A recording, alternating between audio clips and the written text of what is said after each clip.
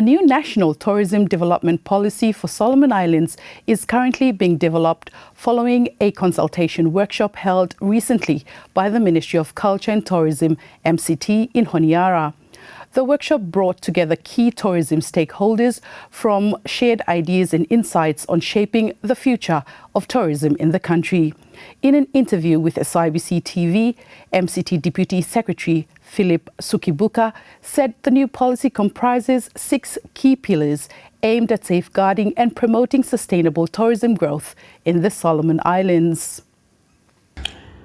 Hemi garim no 6 fala key pillars, yeah. 6 fala key pillars where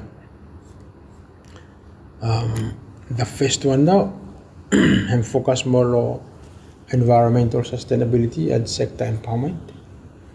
Second one and focus on development, legal reforms and growth. Third one and focus on tourism promotion, partnership and market expansion. The fourth one and we focus on tourism innovation and digital economy growth advancement. And fifth and we focus on human capital development through training and capacity building. And finally, and focus on sustainable financing and investment mobilization. Mr. Sukibuka added that the new National Tourism Development Policy is expected to be launched next month, pending cabinet endorsement by the end of this month. So once printing him done, then definitely we will submit him for cabinet endorsement. Once cabinet him endorse him, then by me will launch him lo November. Yeah.